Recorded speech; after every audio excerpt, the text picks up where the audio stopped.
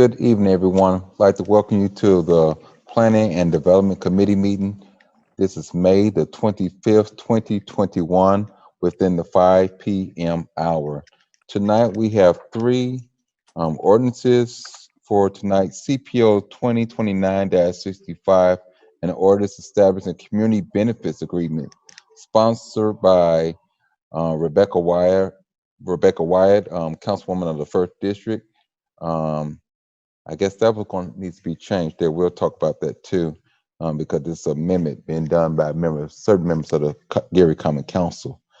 And also we have CPO 2021-37, an ordinance amending Title 15 entitled Land Uses, Chapter 123 entitled Zoning Code of the Code of Ordinances of the City of Gary, Indiana. Petitioner Arthur Brown, 900 through 34 East 21st Avenue, Gary, Indiana, 46407. Property 900 through 34 East 21st Avenue, Gary, Indiana. And our last one for tonight is CPO 2021-38, an ordinance amending Title 15 entitled Land Usage, Chapter 123 entitled Zoning Code of the Code of Ordinances of the City of Gary, Indiana. Petitioner Destiny Black, 1500 Kentucky Street, Gary, Indiana, 46407. The property is 1500 Kentucky Street, Gary, Indiana, 46407. Tonight we have joining us my councilwoman of the 3rd District, Councilwoman Mary Brown. We also have Linda Barnes Carwell of the 5th District. I see our president of the council, and Councilman of the 1st District, William Gottman, is on with us. Our Vice President, Councilwoman Ty Atkins of the 4th District, is on with us. I see our legal advisor, Renzo Williams, is also with us. Did I miss anyone? Mr. Boyer? Oh, I'm sorry. And my good friend, Cozy Weatherspoon of the 2nd District, Councilman. Mr. Boyer is our zoning director. He is on with us also. And from the legal department, Mr. Stephen Jenkins is on also. Okay, we will get started. Let's start with CPO 2019-65 at this time, the Community Benefits Agreement. Have the overview done. Councilman Godwin?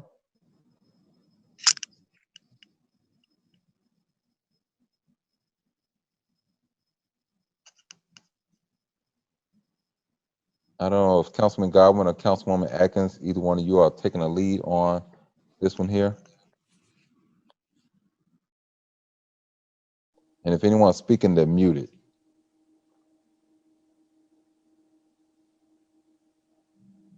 Okay, they might be having some problems, so we'll come back to this one. Let's skip down to the next one, CPO 2021-37 at this time.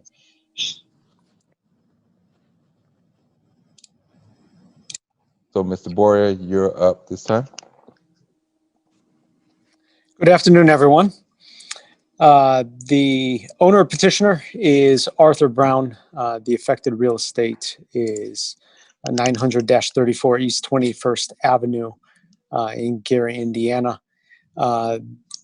This property is zoned R4, and the petitioner is requesting a use variance for the combined uses of office, school, training space, and retail for the plumbing company. This is one of those properties that we're bringing up to the proper zoning for its current and proposed use. So the staff recommends this use variance. I'll go through the maps in a second to show why this use variance is being requested. We received one neighbor letter in response that was in opposition, but did not include any comments. It was blank. The petition was heard by the Board of Zoning Appeals at the public hearing on May 10th and was forwarded with a favorable recommendation. Just a quick view on I believe it used to be a funeral home at one point in That's time, correct. and so it was zoned R4 for that purpose. Uh, it is no longer a funeral home, and the rest of 21st Avenue on both sides is business, as you can see in orange. So it would make sense to have this. We were seeking a use variance, and we're going to update this in the updated zoning map later. So it's just a band-aid to fix it in the meanwhile. You can see here the GIS map and the frontage of the property, how it's ample space for the proposed use of office, retail, education space from the petitioner. So that concludes the staff overview portion. I will take any questions at this time. Mr. Boyer, this is coming to us because the former business, which was the funeral home, is no longer existent, and now it needs to go through the proper zoning all over again. Is that the reason why it's coming back before us? Yes, because in order to be retail and office space use, it needs to be a business zone. Okay. Okay. Council members, any council member have any questions at this time? Mr. Chair, I just have a question for Mr. Yes. Boyer. Of course, Mr. Boyer, I'm always trying. So for the R4 zoning code, it's residential, but is it a certain specific type of residential? I'm just curious as to why a funeral home will be R4. Yeah, in the earlier zoning codes, the higher number residential was both for funeral homes and other public uses. Like I think even the police station on Broadway was zoned residential and needed to be changed as well. Are we working on updating the codes, Mr. Boyer? Yeah, that's my job that I will bring to the council at the end of the year. That's correct. Okay. Very good. Very good. And the retail, I have talked to Mr. Brown briefly months ago about his intent to do a school, but I wasn't aware of the retail aspect of it. Is the petitioner online today? He confirmed that he would be. If you want to check the window to see if he is. Either Arthur or it might be Arthur or AJ Harold. Brown. What's the other gentleman's name, Mr. Bird? Harold, who also works with Arthur. Okay. Mike, if you see those names, can you bring those individuals to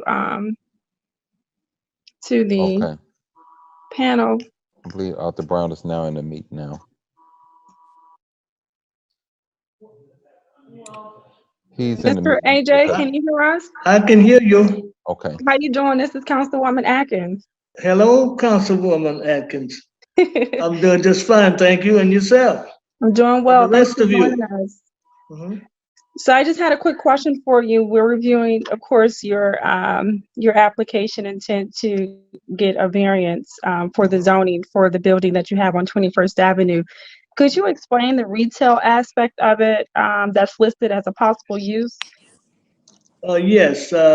What we've done is we applied for a license to operate a supply business, and it would be primarily plumbing and heating supplies and possibly some others. As we know, our city is sort of a desert for supply businesses. We have Ace Hardware, and that's about all. So our intent is to sort of make things better for the upcoming rebuilding of the city, where we won't have to go outside to find building materials and certainly plumbing supplies. Mr. AJ, can you share with my colleagues also your desire and intent to establish the trade school at the location as well? Yes, I would. You know, again, I've been in this plumbing business for a number of years now, and one thing has grown in the negative, and that is the let me turn this off. That is the availability of personnel to participate in the trade. And as I pondered this over the years, I said, now there are only so many ways you can go about fixing certain brokenness, and that is certainly one of our challenges in the trades today, that we don't have appropriate personnel. As you know, we hear a lot of concerns about the way the workforce looked during this infrastructure part of the rebuilding of the city. And I've just decided I want to spend the rest of my days trying to make a difference.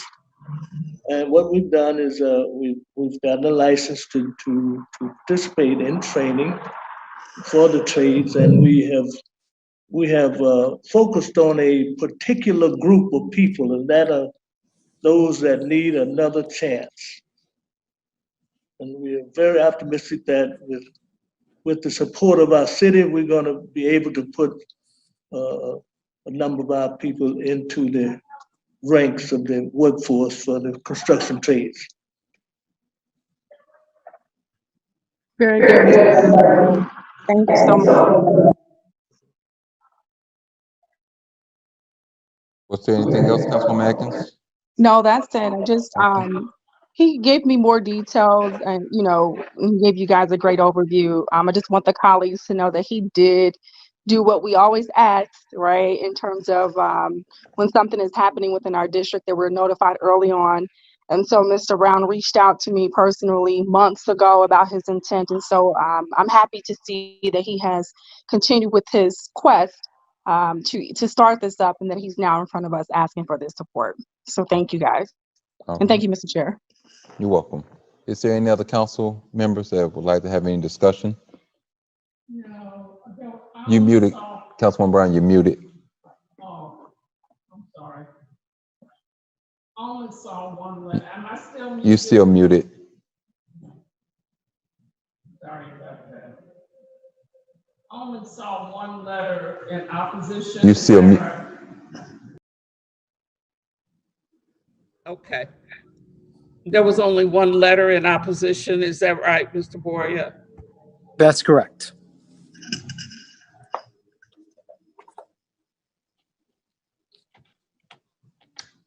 Anything else, Councilwoman Brown? No, no. That's it? Okay. So Ms. Boyer, I do have a question, as far as the materials that will be operating. Can we kind of expound on that when you say different other material? Are we talking about lumber or anything that might be outside or anything? Will everything be enclosed inside the facility? I'm sorry. I guess that's for Mr. Brown. He is on. So Mr. Brown, this is Councilman Brewer. I was just wondering about the different materials. Are you doing anything with lumber or anything that will be kept outside, or is everything going to be housed inside the facility? No, we will, all of our stock would be inside. Okay, It's the plumbing and heating materials. okay. When is your expected completion of the property? Well, if I could get a little bit of this stimulus money coming to the city, I might speed up the process and get it done quickly. But I'm just trying to put a little humor in the set. But hopefully by the fall of this year, we will be more officially open. But I'm sitting in my unfinished office right now as we speak, and we are sort of building around ourselves as we continue to renovate the building. So this year is our target, probably fall, to have an official grand opening. Okay. As you looked into any of the city program where I think we have the facade program that you might could take advantage of with the city, or has anyone from the city direct you to that program? I couldn't understand. So would you repeat that, Councilman Brewer? So there's a facade program that the city has where we were the city is a grant that give to businesses to help with facade of the business. And I want to have you been contacted by the city about any of that. I have not. Okay. So hopefully, Mr. Boyd, you can put him in contact with the right persons with the facade program, and that is some incentive right there. And we'll see what else we can do with you as far as helping you out to get that business up. Because I do know what you're doing is desperately needed with plumbers inside our community. We just don't have them, but I think you're doing a great job and I appreciate what you're doing and what you continue to do inside our city, Mr. Brown. Thank you, Councilman. Okay, if there's nothing else, we will move on to the next petitioner, with the next ordinance CPO 2021-38.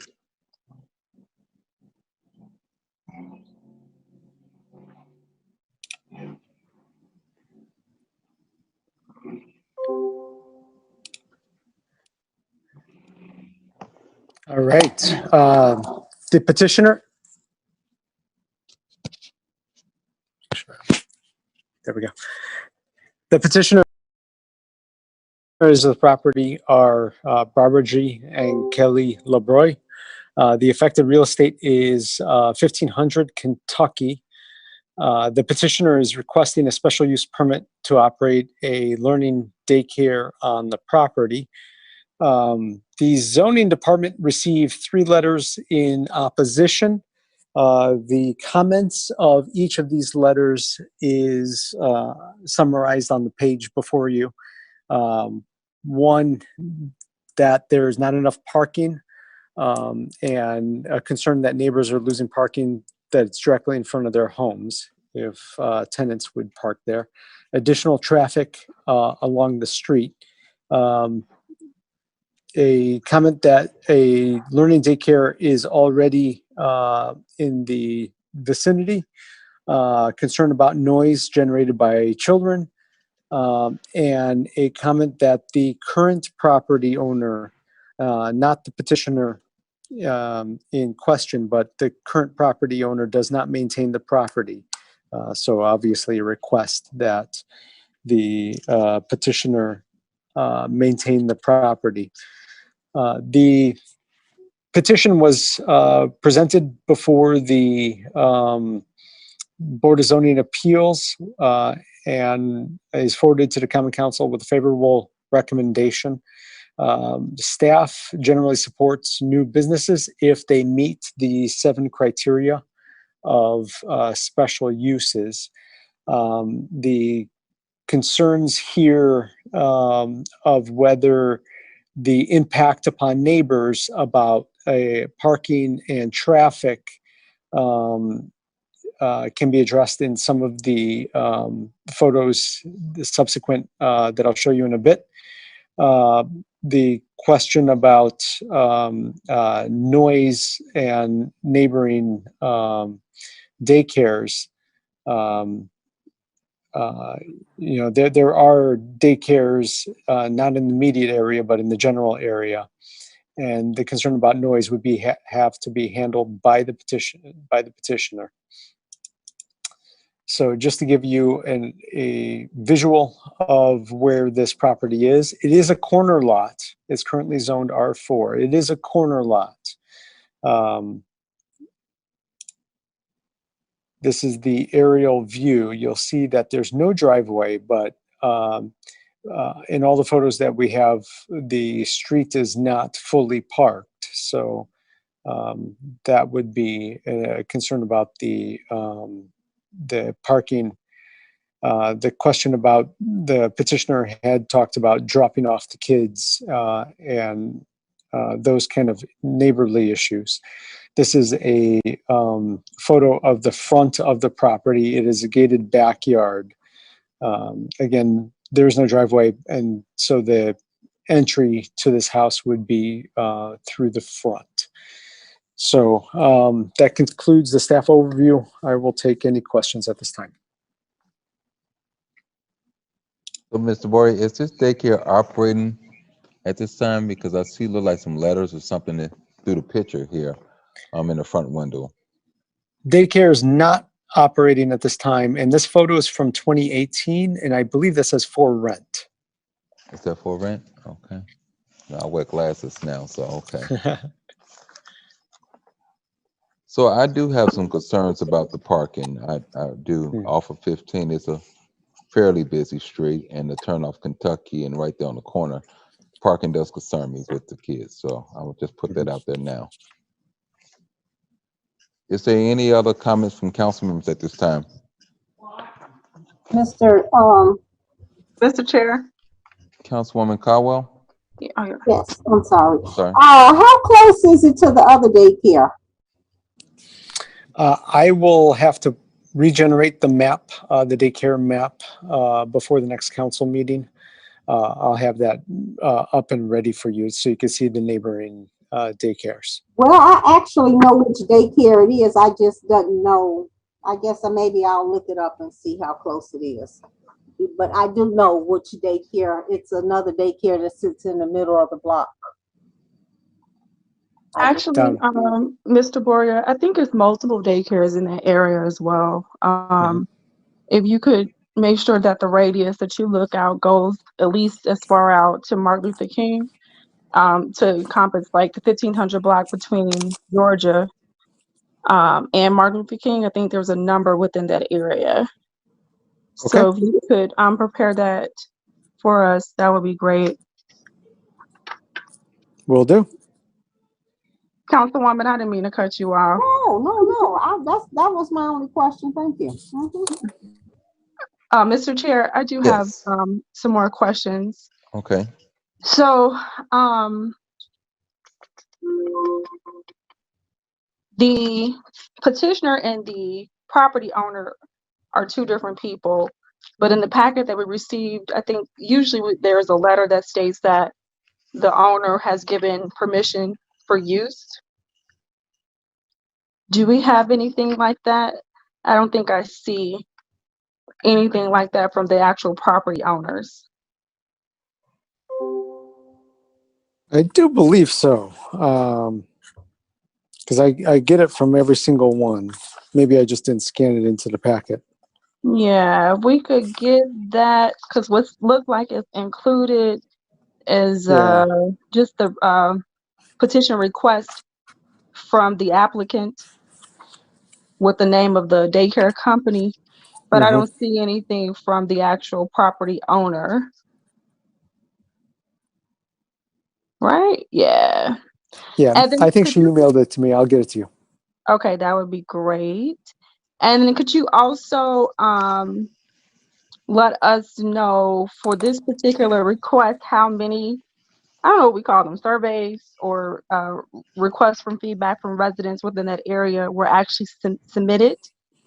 I know we got 3 that was in opposition, but how many did we actually send out, or did the petitioner send out?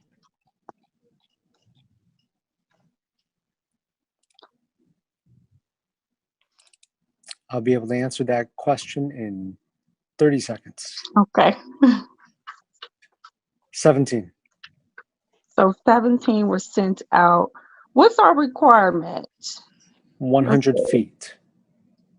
100 feet. So that's just like Yeah. a block, right?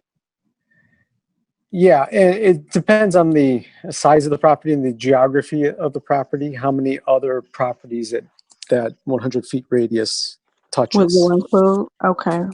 Yeah. Okay. 17. Okay. So I'm questioning because that's a very active community. And so if the petitioner is not from that area and or is not familiar with, the culture of that area, that's something that they should be aware of in terms of their involvement. So if there is violations related to the upkeep of the property, I just, want them to be aware of that prior to committing to that area. That the code enforcement officers will be, frequenting that area because they do get a lot of calls for that block, for that location. Kentucky, Virginia, 1500, all the way up to Rhode Island. So thank you, Mr. Boria. If you can get that information to us prior to the meeting, I would like to see it versus when we at the public meeting. That would be great. Sounds good. Will do. Thank you, Mr. Chair. You're welcome. Is the petitioner on? Is Ms. Black on? media She had team? confirmed that she would be It depends on the, So it depends on the size of the property and the geography. Panel room. Let me check with our IT team.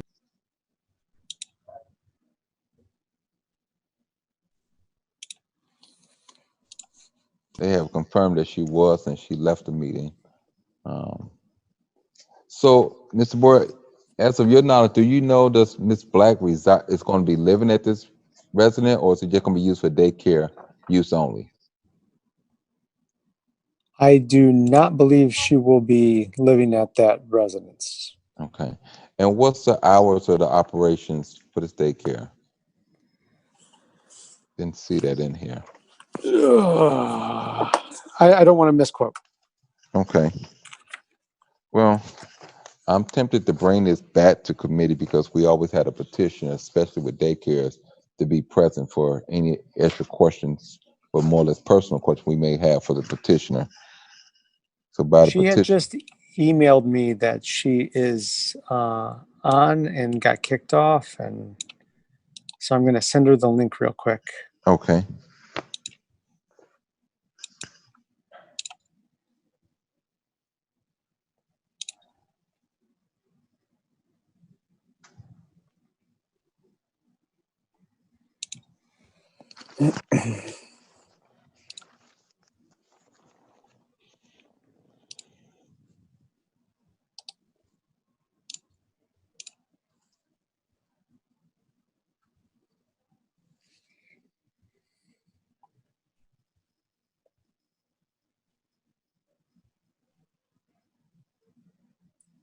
Well, I have a question because it says that the current property owner does not maintain the property presently. So if they're not maintaining the property presently, why should we be, why should they be granted another daycare if they're not taking care of what they have now?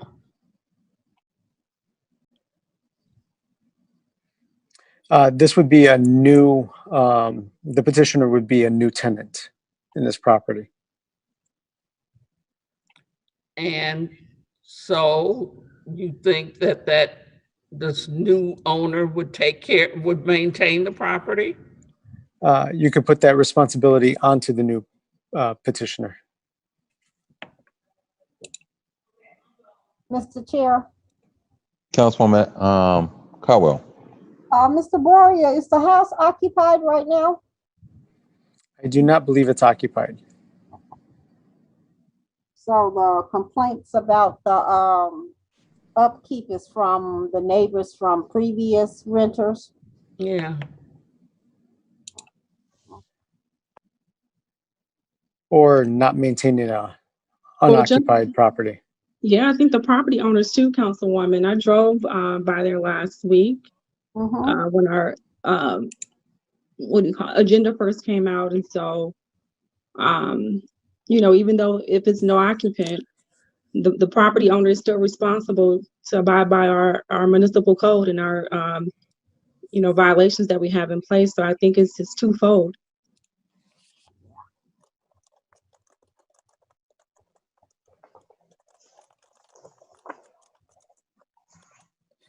The petitioner emailed me and responded to the Councilman Brewer's previous question.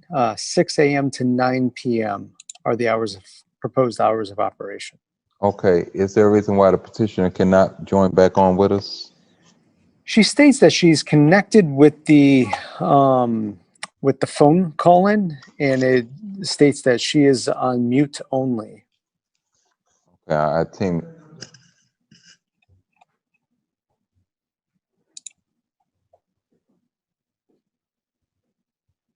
Do you have a number that they can look and bring her in?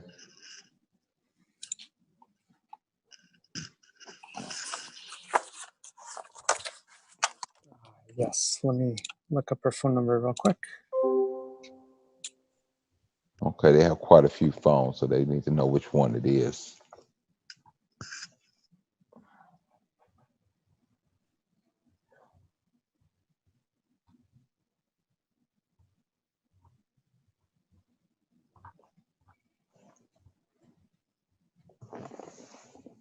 219-359-8128.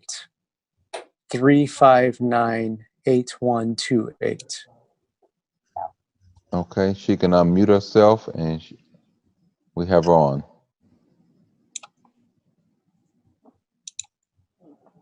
Ms. Black, if you can hear me, can you unmute yourself at this time?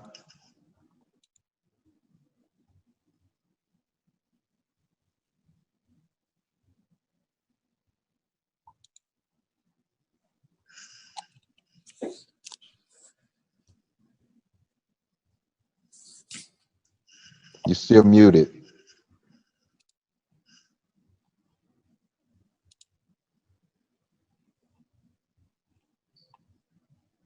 Okay. Councilman Brown is on there also.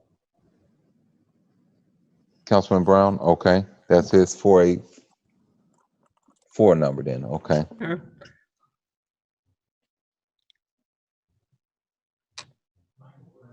Yes, he's on there already. You said the petitioner's got herself muted now?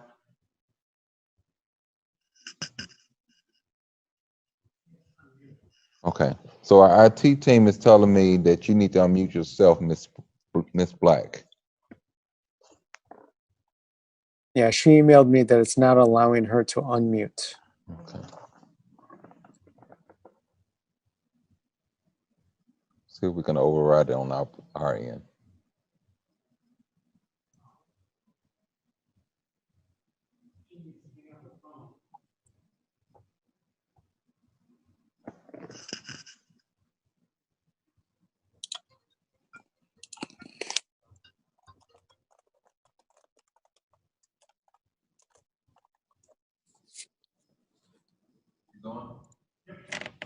Okay, Ms. Black, are you on?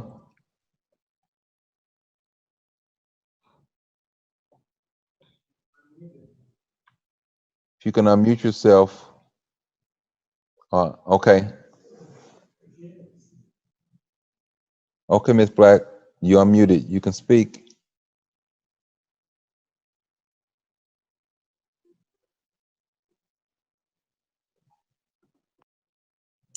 Ms. Black. Okay. I'll move to the next one and we'll come back to Ms. Black. I would hate to have to bring it back to committee. But I do have one more ordinance and we can come back to Ms. Black and hopefully she has those kinks worked out. If not, I'm gonna have to have this come back to committee. Let's go to CPO 2019, 65 at this time. Mr. Chair, I'm going to attempt to give the overview on behalf of the body for this one. Okay. Okay, so this is the ordinance amending the Community Benefits Agreement, which we refer to as the CBA. The initial agreement was established in December of 2019, which was prior to the bulk of this body being on the council. However, as you all know, last year we worked very diligently for a number of months to try to adjust the language so that it can be more comprehensive and workable for all parties involved. And as a result, our attempt was vetoed. And so the initial CBA stayed instated. And that was the premises for us being sued by the administration based on their disdain for some of the language that was associated with the original document or ordinance.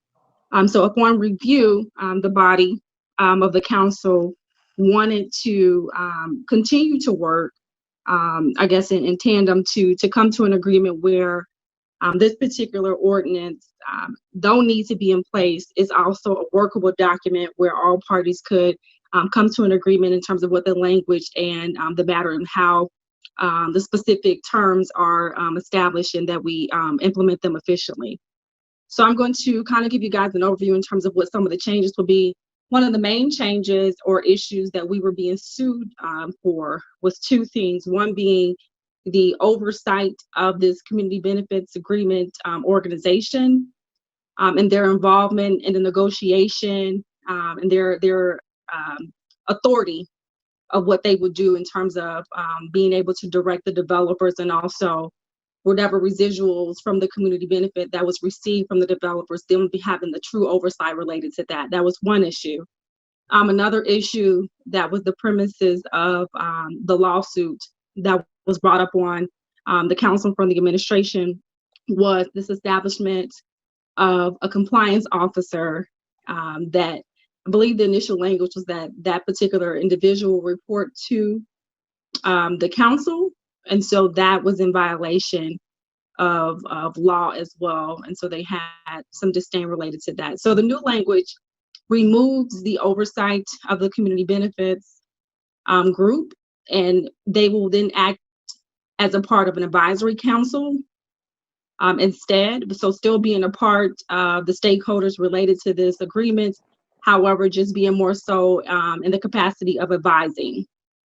Also, one of the things that we talked about last year was the establishment of a threshold for when this particular benefit to the city should be enacted. And so we did formulate that any development that was in excess of $2.5 million should then be a consideration for this particular CBA. The only other additional things that I think was changed was, and I'm scanning the amendment. In reference to the compliance officer, the city of Gary, under an ordinance that was already in place, which was called the Gary Business Enterprise Agreement, it made reference that the administration would have to establish a position of the business compliance officer. So instead of the language in the CBA speaking to this new compliance officer that reports to the council, we refer to law that's already enacted to this position as the business compliance officer. And I do not have that particular ordinance in front of me. I don't know if Attorney Williams has it in front of him, but it also, that particular ordinance speaks to the uses of how this business compliance officer should be used. And it's in fact what we were looking to do with the original language of the CBA. So I tried to give you guys a comprehensive detail in terms of what the two main changes will be. And again, this is just to ensure that we are not in violation of any law, specifically the lawsuit that was brought up against the council by the administration, but also to ensure the integrity and in the spirit of what the initial CBA was meant to be. Councilwoman Brown. I'm sorry, I missed the last sentence. I'm sorry. I didn't understand.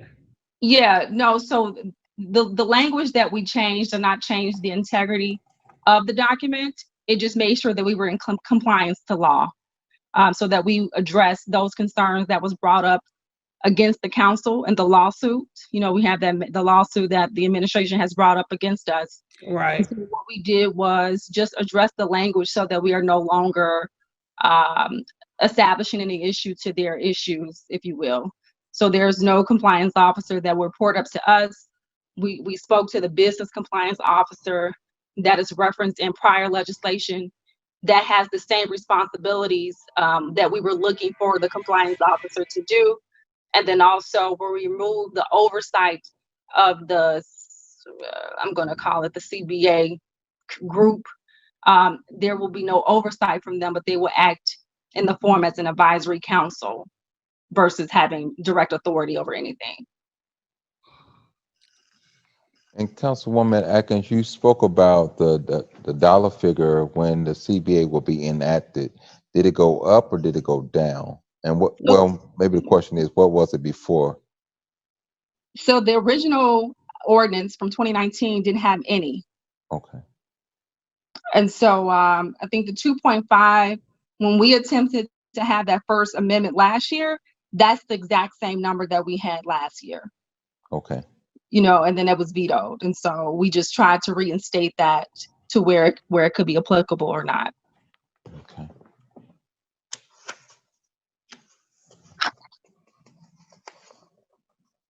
And just to ensure that I didn't misspeak, if Attorney Williams is on, I'm just going to make sure that that was all the points of the change. Attorney Williams? Yes, Councilwoman, that was all of the changes. The 2.5 million referenced, I had not had an opportunity to get back with the city attorney, but she is correct. That was what was contemplated in the original attempt to amend. I imagine I'll have discussions with the city attorney prior to our next meeting. But all of those that were discussed are the material changes to the document. Mr. Jenkins, do you have anything you would like to add to this before I go to council comments?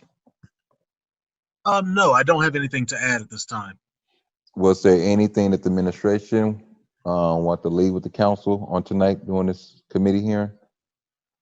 I was not so instructed to leave anything else. I believe it's been covered by Councilwoman Atkins and Attorney Williams.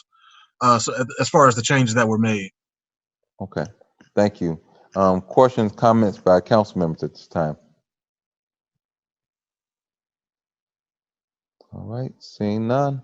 All right, well, we'll go back. Those are the changes that's going to happen. We'll take that up at the next council meeting.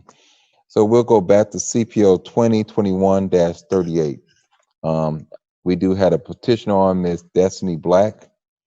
You're muted at this time, but if you can unmute yourself, introduce yourself and tell us a little bit about your background. Hello. Why you're getting inside this business. Can you hear me now? Yes, we can. Okay. My name is Destiny Black, and I've currently been working with kids for probably about like 10, 12 years. But the time that I worked with them was more on a negative fact. And I feel like I would be a good mentor to work with them at a younger age. Plus, with a lot of parents going back to work, more daycares are needed right now. And then it's in a community where a school is located. So I felt like that would be a good opportunity for me. So this is, and I'm going to ask you this question. Is this your primary residence, or this is just where you're going to house the business? Just for the business. Okay. Are you a Gary resident? Yes, I am. Okay. Because I don't see your address as a petitioner. Your address is dating back to this location here. And normally that's the property address, but that's not your current address. So that would need to be amended inside of here. Need your current address, not the potential for the business. Okay. Okay. How do you, I do have concerns about the parking coming off 15th Avenue. It's a fairly busy street. I do have concerns about the parking. How are you planning on adjusting the parking? I will provide transportation. So there'll be no drop off? For the most part, I do transportation because I see that's one of the main issues.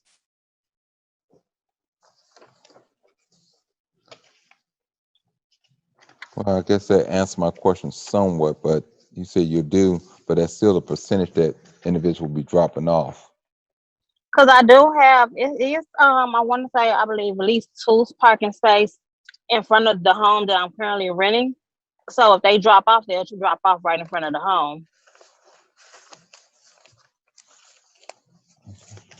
Question from They Councilman. wouldn't utilize anybody else's property space. Yeah, well, I don't think it's so much concern for me as the space on the street. My concern has always been is dropping off the kids into the street. And if one of the kids does break loose, far as going to the daycare and run a different route, I'm very concerned about 15th Avenue and also coming off 15th into Kentucky, which is a great concern to me. Any other council members at this time? Mr. Chair, Councilwoman Atkins. 2 questions for Ms. Black. So my first question is, what is the limit or the amount of students that your daycare has been approved to accept?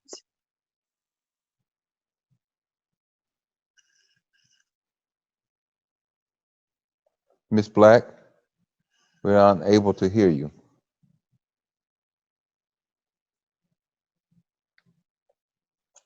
Ms. Black?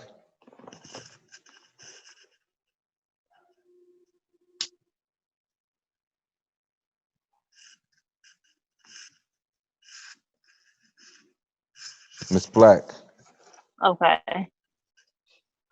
are you there?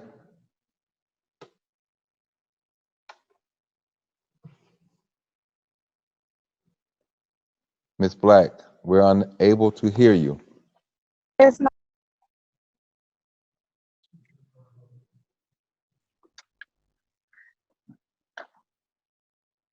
We're not hearing, if you're saying anything, we're not able to hear anything you're saying. Hello. Yes, we can hear you now. You're going in and out. Okay. I haven't been approved from Step Ahead yet because I don't have the permit, so I'm not sure exactly how many kids they would approve me for. The max number for any home daycare is 12. You cannot go over 12. Okay, so Councilman Brewer, it doesn't, the home size doesn't factor, it just factors if it's a residential location or not? That's correct. It doesn't matter how big the home is. If it's a residential home, it's only 12. Okay.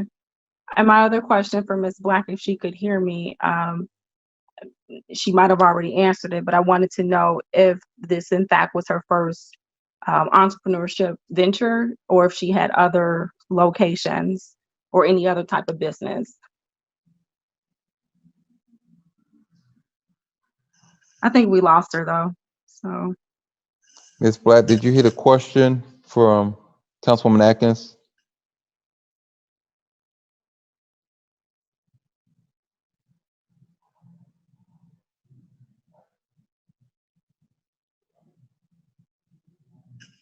Okay. All right. Well, I'm not going to hold the meeting up. We're having difficulties. I will confer with the committee members, and whatever their pleasure is, we will go forward on third and final. Ms. Black, we're having a This very will be the hard first time. business.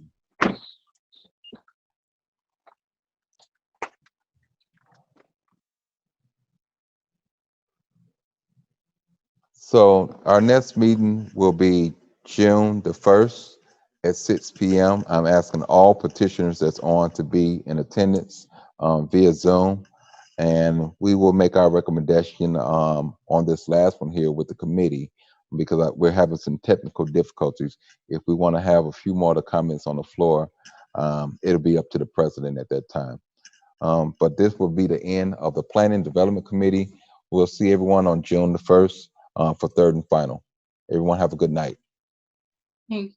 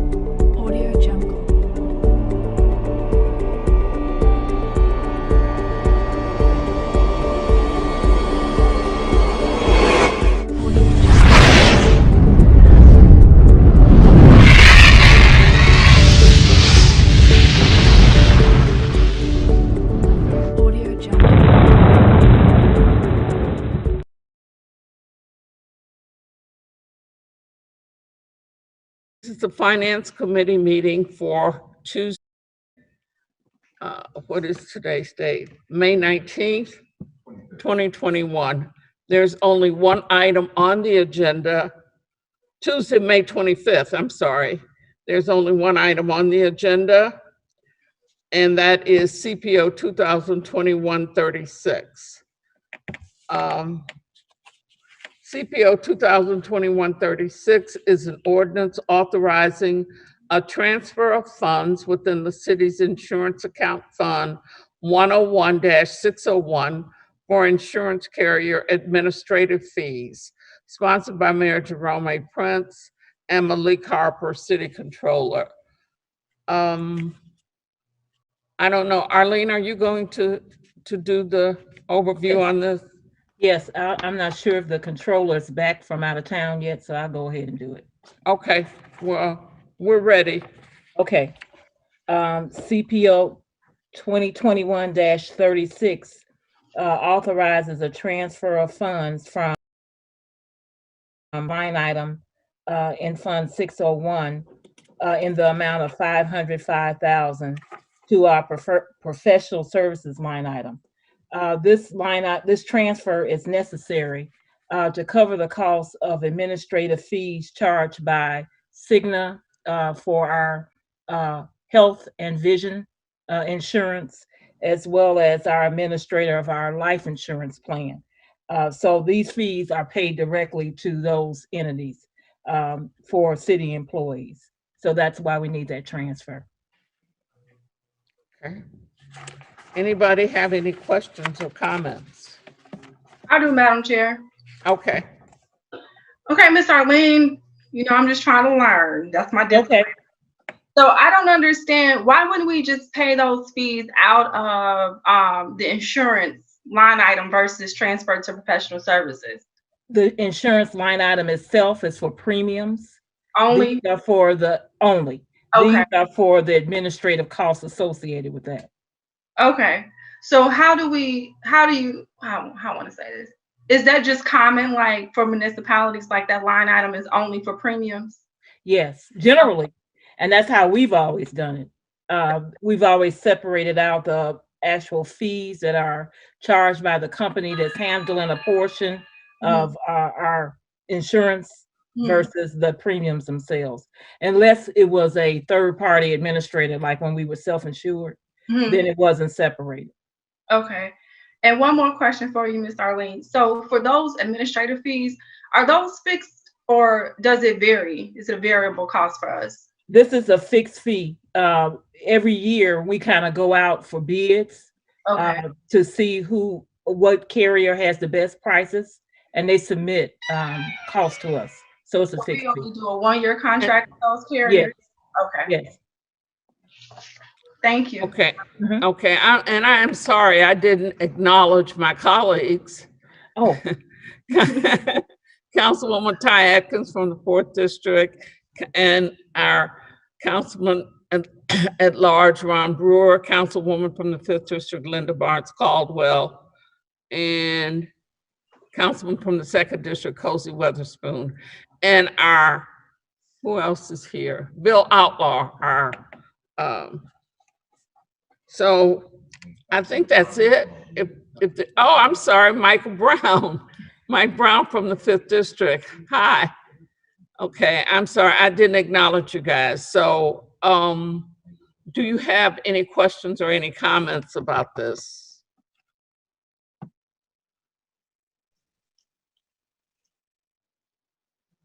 Nobody have any questions or comments? I'll ask one question. I'm sorry. Go ahead. Go ahead. Just, I guess, in terms of these funds, do we anticipate that this is a practice we would do again in the future? And are there any others? Any other carriers? Right. It depends on how it's possible. It depends on how we actually handle our insurance. We're right now in the process of looking at our insurance costs and going out to bid for it. So even if it's a different carrier or different people, the process is the same in terms of how it's set up to be paid. Okay. And do we have like, are there incentives for health club memberships, Yes. other types of activities? I think that's very Wellness. important too. Yes, well, we get wellness credits. We ask for all of that when we go out for bid. What are your incentives that you provide to employees? How can they participate in your wellness incentives or your wellness program, I should say? So yes, we do all of that. We ask all of those questions. Perfect. Thank you. Madam Chair, Yes. so I want to ask Ms. Colvin, is this the first time that we had to pay like this before? Because I don't recall this come before us last year like this.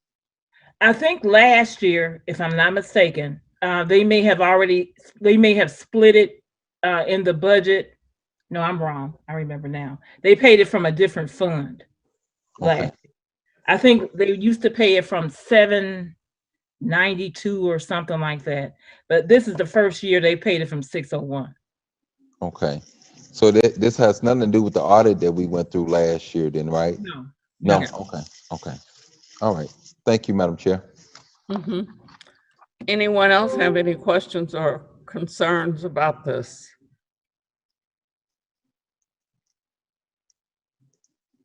No questions? Okay. I'm sorry, our council president is here. I hadn't seen you earlier.